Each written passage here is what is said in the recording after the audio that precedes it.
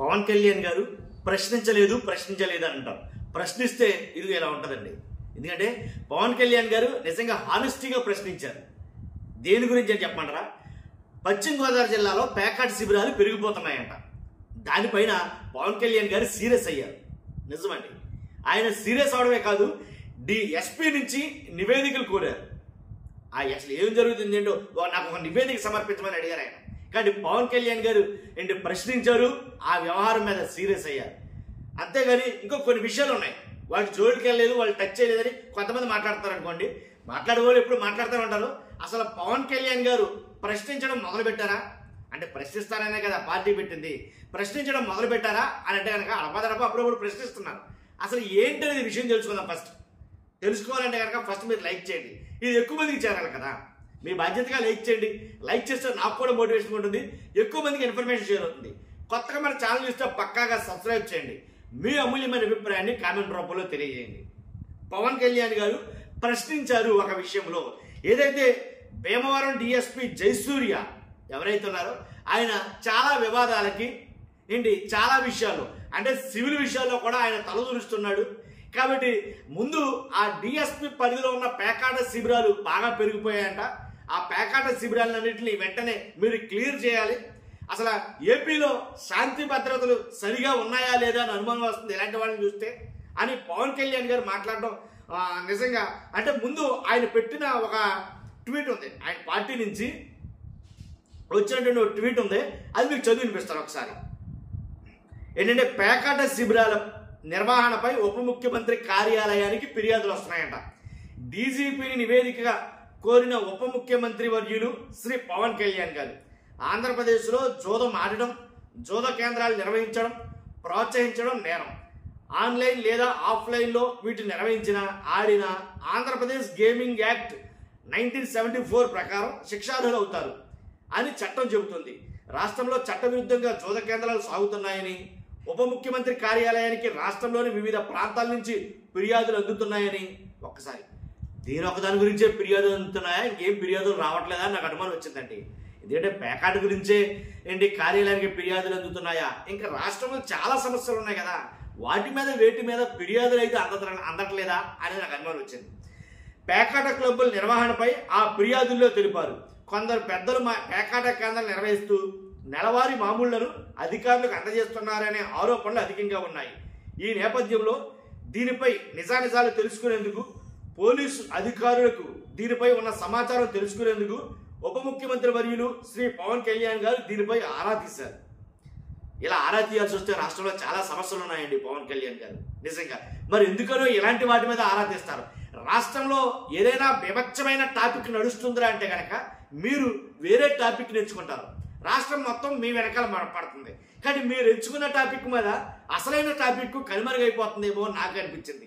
ఎందుకంటే చాలా టాపిక్లు ఉన్నాయి ఆంధ్రప్రదేశ్లో. మీరు అంటే వాస్తవంగా ఇక్కడ అన్నారు కాబట్టి నేను ఈ మాట చెప్తున్నాను. ఏంటంటే దీనిపై ఉన్న సమాచారం తెలుసుకునేందుకు పవన్ కళ్యాణ్ గారు దీనిపై ఆరా తీశారు. మీరు ఆరా తీయాల్సి వస్తే కందుకూరులో కాపులని కారుతో ఎక్కించి తొక్కించి చంపేశారు. దీనిపైన మీరు ఎందుకు ఆరా తీయలేదో నాకు అర్థం కావట్లా.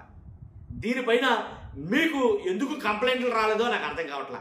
కాబట్టి అంటే కాపులు కదండి, కాపులైనే ఒక కమ్మ వాళ్ళు తొక్కేస్తున్నారు అలాగా, అంటే కారుతో ఎక్కించి తొక్కించి మరీ చంపేస్తున్నారు అని అంటే కనుక దాని మీద మీకు ఎలాంటి ఫిర్యాదులు రాలేదండి, దాని మీద మీకు ఎలాంటి కంప్లైంట్లు అందలేదండి. మరి మీరు ఎందుకని ఆరా తీయలేకపోతున్నారు ఇలాంటి వాటి విషయం అనేది నాకు అర్థం కావాలి. ఇంకా ఉంది ఆయన చదివింది, ఆయన రాసింది. ఒకవేళ పోలీసు అధికారుల దృష్టికి వచ్చిన వివరాలు దానిపై తీసుకున్న చర్యలను నివేదిక రూపంలో తెలియజేయాలని ఉప ముఖ్యమంత్రి వర్యులు రాష్ట్ర డీజీపీకి స్పష్టం చేశారు. ఒకవేళ ఇంతకుముందే మీరు చర్యలు తీసుకుంటే కనుక ఆ చర్యలు తీసుకున్న వివరాలు ఇస్తే సరిపోద్ది నాకు అనేది కనుక పవన్ కళ్యాణ్ గారు చెప్పారు. కాబట్టి పవన్ కళ్యాణ్ గారు ప్రశ్నించారు పేకాట శిబిరాల పైన. మరి రాష్ట్రంలో ఇంకా ఏమీ లేవా ప్రశ్నించడానికి పవన్ కళ్యాణ్ గారిని అంటే చాలా కాలం తర్వాత, చాలా గ్యాప్ వచ్చిన తర్వాత పవన్ కళ్యాణ్ గారు ప్రశ్నించడం జరిగింది. అంటే ఆయన సీరియస్ అవడం, ఆయనకి కోపం రావడం, చాలా కాలం తర్వాత ఇలాంటి సంఘటన మీద రావడంతో చాలా మటుకి అంటే వైఎస్ఆర్సీపీ నాయకులు మరి ముఖ్యంగా పవన్ కళ్యాణ్ గారు రాష్ట్రంలో ఏదైనా ఒక పెద్ద గొడవ జరుగుతున్నప్పుడు అంటే కందుకూరు సంఘటన రాష్ట్రంలో చాలా వేడిగా అయితే ఉంది వాస్తవంగా. ఎందుకంటే కనుక ఒక కాపు ఒక అతన్ని కారుతో ఎక్కించి తొక్కించి చంపేశారు కదా, దాని విషయమే రాష్ట్రం మొత్తం రగిలిపోతుంది. పవన్ కళ్యాణ్ గారు ఎందుకు స్పందించడం లేదు? పవన్ కళ్యాణ్ గారు దీని మీద ఆయన స్పందన ఎందుకు తెలియజేయడం లేదు? పవన్ కళ్యాణ్ గారు ఎందుకని దీని వెనకలంటం లేదు? కాపులందరినీ చంపేస్తున్నారో, కాపులందరినీ తొక్కేస్తున్నారో, జనసేన పార్టీలో ఉన్న కాపులైనా సరే ఏంటి వాళ్ళకు కూడా అసలు ఏంటంటే చాలా అవమానాలు జరుగుతున్నాయి. ఎందుకని పవన్ కళ్యాణ్ గారు వీటి మీద స్పందించడం లేదు? ఏమన్నంటే మనం 15 ఏళ్ళు అలాగే ఉండాలి, 15 ఏళ్ళ పాటు మనం సైలెంట్గానే ఉండాలి, 15 ఏళ్ళ పాటు మనం ఓర్చుకోవాలి, 15 ఏళ్ళ పాటు మనం బరాయించాలి అని అంటున్నారే కానీ ఎందుకని ఆరా తీయటం లేదు? ఇప్పుడు చెప్పినట్టు. ఎందుకని నివేదికలు కోరటం లేదు? ఇప్పుడు చెప్పినట్టు. కాబట్టి డిఎస్పీ జరుగుతున్నటువంటి పేకాట శిబిరాలపైన ఆరా తీయాలని కూడా పవన్ కళ్యాణ్ గారు కందుకూరు సంఘటన పైన ఆరా తీయరా? ఇప్పుడు అంతే కదండి, ఏపీలో మద్యం ఉంది. ఏపీలో మద్యం ఎంత దారుణంగా అయితే కనుక కల్తీ మద్యం అంటే ఏంటి, ప్రతి 3 బాటిల్కి 1 బాటిల్ కల్తీ మద్యం వెళ్తుందంట. అది ఎవరు తాగుతున్నాడో ఎవరు చచ్చిపోతాడో ఏంటో ఎవరికి తెలియదు, అంతే కదా. కాబట్టి అలాంటి కల్తీ మద్యం పైన ఎందుకని పవన్ కళ్యాణ్ గారు ఆరా తీయరు అనేది కన్నా చాలా మంది మాట్లాడతారు. అంతేకాదు, ఏదైతే మెడికల్ కాలేజ్ నిన్న మొన్నటి దాకా బీభత్సంగా రచ్చ జరిగింది, ఇప్పుడు కూడా కోటి సంతకాల సేకరణ జరుగుతుంది, అది కొనసాగుతుంది. కాబట్టి ప్రజలకు ఉపయోగపడేది పేద పిల్లలు, పేద విద్యార్థులు చదువుకోవడానికి లేదా విద్యను అభ్యసించడానికి, వాళ్ళు డాక్టర్లు కావడానికి ఇలాంటి మెడికల్ కాలేజీ 17 మెడికల్ కాలేజీలు తీసుకొస్తే ఏంటి 17 మెడికల్ కాలేజీలు అదే 17 మెడికల్ కాలేజీల్ని ప్రైవేటీకరణ చేసేస్తా ఉంటే కనీసం ఆరా తీరా? పవన్ కళ్యాణ్ గారి కార్యాలయానికి ఇలాంటి ఫిర్యాదులు ఏమి రాలేదా? పవన్ కళ్యాణ్ గారు దీనిపైన స్పందించరా అని పవన్ కళ్యాణ్ గారు దీని మీద ప్రశ్నించరా అని అడుగుతూ ఉంటే పవన్ కళ్యాణ్ గారు ఎందుకు మాట్లాడటం అర్థం కావట్లా.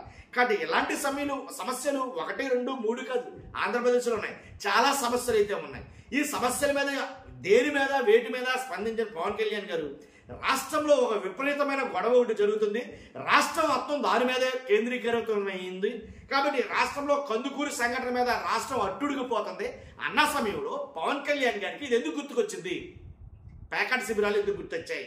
కానీ పేకాట శిబిరాల పైన ఎందుకు సీరియస్గా ఉన్నారు? అరే అక్కడ ఒక కాపుని తొక్కి చంపేశారా అన్న దాని మీద సీరియస్నెస్ రాలేదా పవన్ కళ్యాణ్ గారికి అని వైఎస్ఆర్సీపీ నాయకులు ప్రశ్నిస్తున్నారండి. వైఎస్ఆర్సీపీ నాయకులు అందరూ కూడా ఆరోపిస్తున్నారు. కాబట్టి నేననేది ఏంటంటే ఖచ్చితంగా మీ అభిప్రాయం ఏమై ఉన్నా సరే, ఎందుకంటే డిప్యూటీ సీఎం పవన్ కళ్యాణ్ గారు రాష్ట్రంలో జరుగుతున్న ఈ సమస్యల మీద కూడా స్పందిస్తే బాగుంటుందేమో, ఎలాంటి సమస్యలు రాష్ట్రంలో ఇంకా ఇతర సమస్యల మీద కూడా ఆరా తీస్తే బాగుంటుందేమో అనేది ఇది నా అభిప్రాయం. కానీ మీ అభిప్రాయం ఏమైందో ఖచ్చితంగా కామెంట్ రూపంలో తెలియజేయండి. ఫస్ట్ అయితే లైక్ చేయండి, కొత్తగా మన ఛానల్తో పక్కాగా సబ్స్క్రైబ్ చేయండి. Thank you very much.